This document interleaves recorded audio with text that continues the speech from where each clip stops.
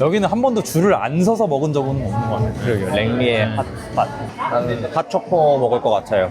스페니쉬 라떼인데 디카페인, 지금 시간 때문에 디카페인? 자, 일단 저희 커피를 받고 출발해 보겠습니다. 캐나다 풍경이 보이는 데로 가서 이야기를 좀 제대로 시작해 볼까요, 그러면? 네, 캐나다 하면 또 단풍 아니겠습니까? 단풍국이라고 할 정도로 그런 이야기가 많으니까. 다행히 비가 안 와요. 그러니까요. 밴쿠버 하면은 사실은 거의 레인쿠버라는 말이 있을 맞아요. 정도로. 오늘 아니면 못 나올 수도 있어요, 이제. 네. 그렇죠. 오늘 좀 그래서 캐나다 보여드리는 이유 중에 하나가 캐나다 얘기를 좀 더 하고 싶어서. 좋죠. 두 분과의 이제 저의 가장 큰 차이가 저는 1세대고 두 분은 일단 1.5세대니까 두 분은 이제 20대 여기서 다 보내셨고 해가지고 저는 완전 한국 사람이니까 어떻게 다른지도 좀 이렇게 이야기해보고 싶고 1세대와 1.5세대 그리고 가장 궁금한 건 캐나다 사람들이 20대를 어떻게 보내는지 오, 좋죠. 그리고 이제 저희 채널 특성상 어떻게 건설적으로 살아가고 그런 부분들이 많잖아요. 뭐 재무적인 부분도 그렇고 이제 목표라던가 직업 이런 것들. 그래서 지금 이거부터 질문을 해야겠네요. 한국은 이제 만 나이가 아니었으니까 딱 20살에 대학을 갔거든요. 오. 20살이 되면은 그 뭔가 확 바뀌는 시작이에요. 그 20살이 됐을 때 모든 게 바뀌고 이제 그때부터 대학교 1학년 이게 어떻게 보면 공통이에요. 근데 여기는 일단 나이가 다르잖아요. 그쵸. 그러면은 몇 살 때 대학을 간다고 해요, 보통? 나이를 그렇게 딱 말하지는 않았던 것 같아요. 왜냐면 한국인 입장에서 보면 너네 대학생이야. 근데 몇 살이면 티네이저야. 이렇게 되는 거잖아요. 그죠. 그렇게 그래서- 될 수도 있죠. 네. 그러면 대학교 처음에 들어갈 때는 티네이저인 경우가 대부분일 거 아니에요. 보통은 만으로 했을 땐뭐 18이라고 보통. 그렇죠. 바로바로 들어간 사람들은 18에도 갈 수 있죠. 그럼- 일찍 들어갔거나 한 사람들은. 저는 늦게 들어갔기 때문에 저는 2009년에 들어갔어요. 19에 들어갔기 때문에. 캐나다랑 미국은 제가 알기로 9월이 이제 그쵸, 시작이고 한국은 3월이다 보니까 여기로 이제 전학을 오면서 한국에서 캐나다로 오면서 이미 언어나 이런 차이도 있는데 너무 부담이 커요. 그렇죠. 그러다 보니까 보통은 반년을 꿇는 식이 많다 보니까 보통 이제 대학 갈 때 19인 경우가 예, 많이. 그럼 한국이랑 나이는 거의 똑같다고 보면 되겠네요. 그쵸. 한국도 어쨌건 20살에 보통 시작하니까. 그쵸. 물론 네. 저는 21살에 시작했어요. 재수를 했기 때문에. 네. 일단 저 같은 경우는 하이스쿨을 졸업하고 1년을 쉬고 대학을 들어가서 19에 들어간 거고요. 그럼 목적이 있어서 이렇게 그때 쉬신 거예요? 그때 이제 잉글리시 12 점수가 안 좋았기 때문에 그 점수로 대학교를 들어가면 대학교 들어가서 어떤 영어 시험을 치러야 돼요. 그걸 치르기 싫어서 한국에서는 약간 생각할 수 없는 결정인데 그렇겠죠. 그렇게 해서 1년 늦게 들어갔어서 제때 들어가면 이제 19에 들어가는 경우도 있을 수 있죠. 그럼 이제 본격적으로 대학 얘기를 해보자면 저희가 다 다른 지역에서 학교를 나왔습니다. 그렇죠. 저는 BC에서 나왔죠. 대학교는 이제 UBC를 나왔죠. 형은 이제 서부에서 나왔고 네. 저는 이제 캐나다 동부. 그러니까 맞아요. 이제 토론토 쪽. 저는 뭐 그냥 쭉 서울에서 살았고 대학도 서울에서 나오고 근데 이제 캐나다에 오면서 학교를 이제 코스라고 하나요? 이제 컬리지 네. 디플로마인가요? 네. 이제 그래서 완료를 하고 그 다음에 이제 이민을 한 거죠. 패스트 트랙이라고 학기를 방학 없이 빡빡빡빡 하는 경우가 있어요. 그래서 저는 1년 4개월 안에 다 끝났어요. 왜냐면 여기서 학교를 오래 다닐 여유가 없잖아요. 그죠. 사실 대학 생활을 잘 몰라요. 음. 여기 대학 생활도 잘 몰라요. 그리고 한국 대학 생활도 잘 몰라요. 집이랑 학교가 가까워가지고 쉴 때 집에 갔거든요. 네. 굳이 밖에 돌아다니는 스타일이 그때도 아니었어가지고. 한국은 되게 뭔가 파티 많이 하고 대학교 때 재밌다고 들었어요. 네. 네. 그것도 그렇고 이제 학교가 있으면 보통 전 지역에서 오잖아요. 그러니까 다 집이 근처가 아니에요. 그러니까 놀 때 좀 놀고 늦게 들어가자. 그리고 뭐 또 경기도에 있는 친구들은 조금 일찍 들어가고 차 끊기 전에 가야 되니까. 빨간 버스 타야 되니까.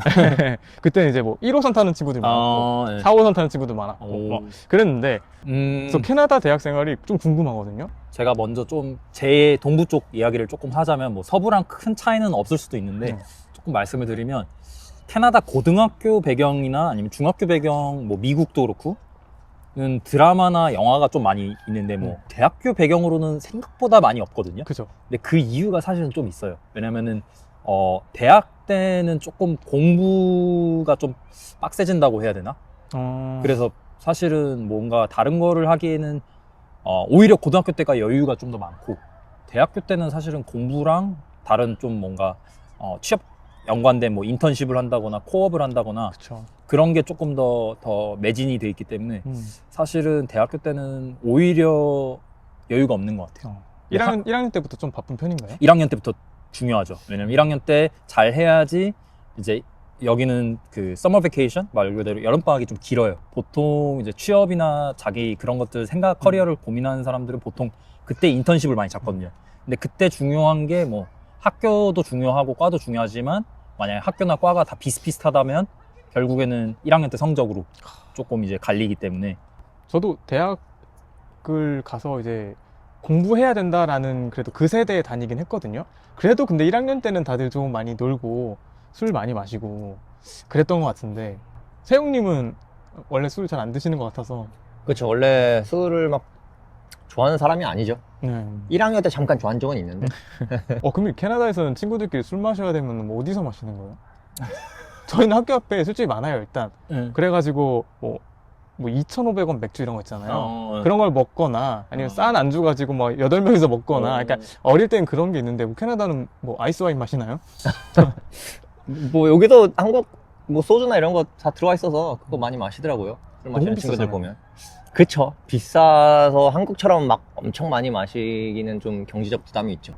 그래서 보통은 이제 BC 리콜 스토어가 있겠지만 저는 이제 동부에서 나왔다 보니까 LCBO라고 똑같이 이제 LCBO가 있죠. 그 정부에서 술을 파는 그 장소가 있는데 거기서만 살 수 있다 보니까 사실 아까 얘기하셨다시피 학생이면 돈이 조금 아무래도 힘들다 보니까 이제 친구들끼리 이제 LCBO에서 좀 뭐 소주나 아니면 뭐 데킬라나 이런 것들을 사서, 그러니까 뭐 해외에서 온 친구도 있고 그런 친구들 기숙사에 가서 이제 술 마시죠. 그러면은 이제 아무래도 뭐 말 그대로 n분의 1 하면은 좀 싸다 보니까. 그게 일반적인. 그게 보통 이제 많이 1학년 때는 많이 그런 거. 도미노 피자 사오고. 그죠. 안주로 뭐 그냥 뭐 말 그대로 윙. 아니요, 그런 거는 조금 사치고. 비싼가요? 약간 그 도리토스나 약간 그런 이제 칩들 뭐 레이즈나 뭐 이런 것들 놓고 같이 많이 먹었던 것 같아요. 치토스도 많이 먹고. 크게 다르지는 않네요. 아니면 돈 좀 아끼면서 취하는 거에 목적을 둔 애들은 보드카를 사서 그냥 섞어 마시면서 빨리 취하는 애들이 있죠. 3, 4학년 되면 한국이랑 사실 똑같은 고민이잖아요. 취업. 그렇죠. 다들 취업 준비를 뭐 어떤 방식으로 하나요? 제가 한국 얘기를 좀 먼저 하자면은 저 때는 다 일단 공채를 준비하는 분위기였죠. 이제 공채를 준비하면서 이제 그 전에는 학교 스펙을 쌓아놓고 이제 토익 스피킹, 그리고 이제 기타 자기 자격증 관련 자격증 따고 뭐 그게 정석이거든요. 그렇게 해가지고 어떻게 보면 순서대로 또 이제 회사를 들어가고 되게 수능 때부터 그 유구한 전통이잖아요. 정말 등수대로 뭔가 학교 가고 등수대로 회사 가고 등수대로 연봉 받고 약간 좀 그게 되게 정석이었던 것 같은데 요즘은 좀 바뀐 것 같긴 하지만 네, 그랬거든요. 여기는 좀 어떤가요? 여기는 과나 직종에 따라 되게 많이 다른 것 같아요. 여기는 일단 개발자 쪽은 공채 개념이 딱히 없어가지고 그냥 가장 중요한 게 아무래도 대학교 다니면서 코업을 하는 거죠. 그 코업이나 인턴을 해가지고 그 레주메를 가지고선 졸업해서 회사에 들어가는 게 약간 가장 정석적이고 확률이 좋은 방법이죠. 그래서 다들 코업에 들어가서 인턴십을 하려고들 많이 하죠. 그 취업을 위해서. 그러면 코업이나 인턴십을 형은 하셨나요? 네, 저는 코업 프로그램에는 못 들어갔고요. 인턴십을 알아서 찾아서 했죠. 인턴십 했던 곳 중에 하나가 지금 회사죠. 인턴십을 총 4군데에서 했었는데. 다 인턴 때는 적절한 급여가 나오나요?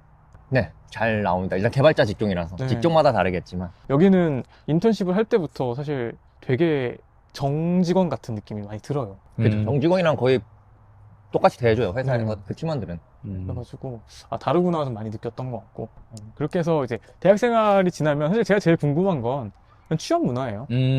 취업을 해서 다들 뭐 어떻게 사는지. 저는 이제 캐나다에 와서 이제 그런 취업 시장을 보면서 느낀 게 정보가 되게 비대칭하다? 맞아요. 그리고 불균형하다? 이런 느낌이에요. 그래서 되게 공부 잘하고 뭔가 뭐든 잘할 것 같은 친구가 되게 연봉이 안 좋은 데서 이상하게 일하는 경우도 있고 아니면은 되게 뭐 가진 능력에 비해서 너무 좋은 연봉을 받으면서 즐겁게 일하는 사람도 있고 이거를 한국인 입장에서는 좀 아마 공감이 갈 거예요. 이거 왜 그러지라는 이해가 안 되는 경우가 되게 많아요. 한국은 이게 좋은 건지 나쁜 건지 모르겠지만 그것마저도 거의 순서대로 가거든요. 뭐 근무 환경도 그렇고 연봉도 그렇고 그게 어떻게 보면은 이렇게 진짜 20살 때부터 쌓아온 그 랭킹 순으로 거의 가는 편인데 여기는 진짜 그렇지 않은 것 같아가지고 그 문화가 좀 궁금해요.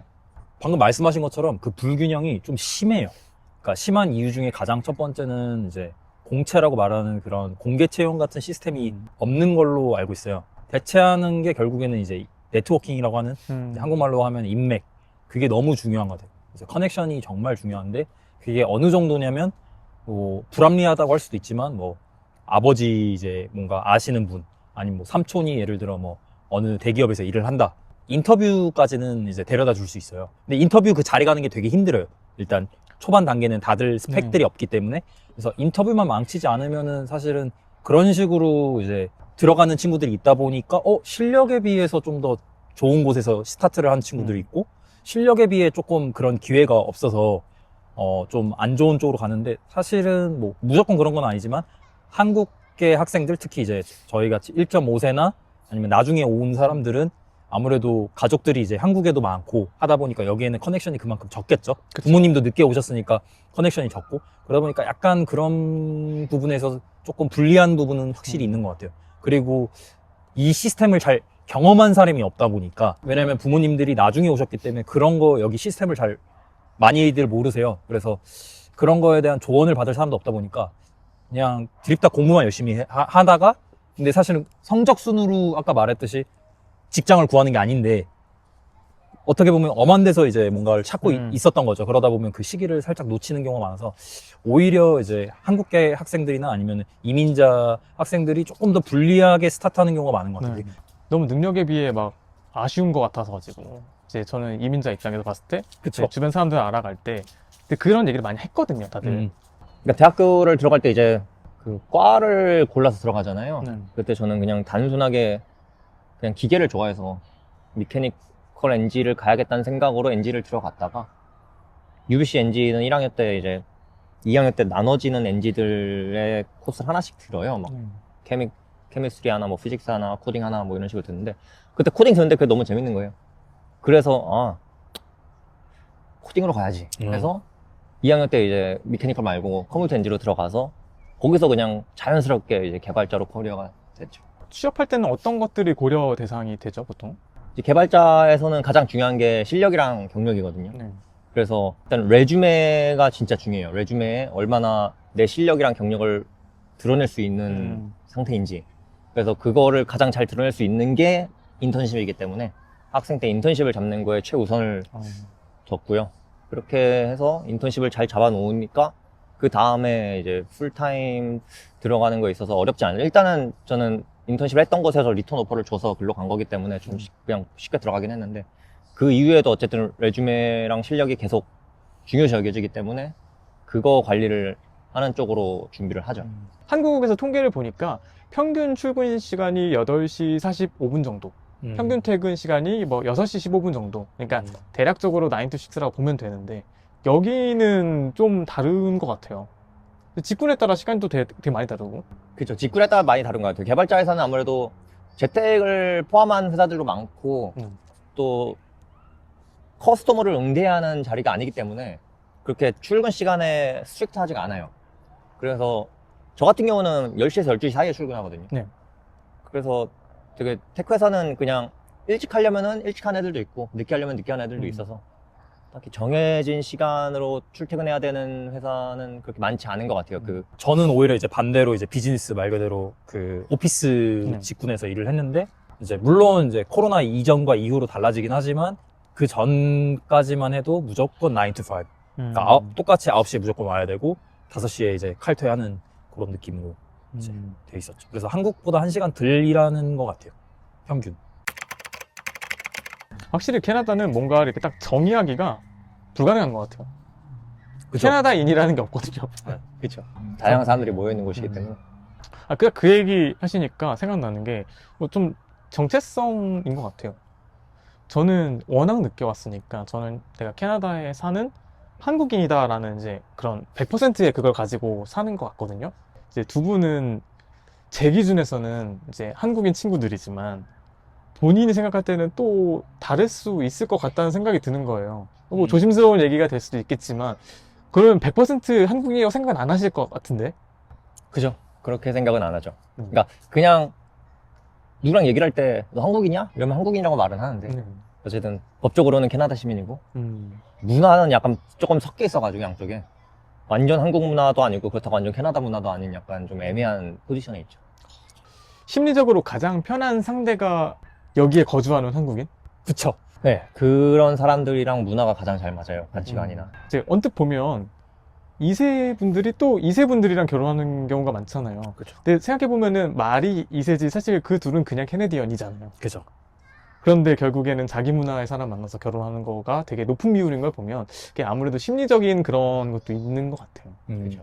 그게 참 신기한 것 같아요. 저는 이제 앞으로 내가 여기에서 캐네디언으로 살 수 있을까? 이런 고민을 처음엔 했었는데 저는 사실 그럴 막 강한 의지는 없어요.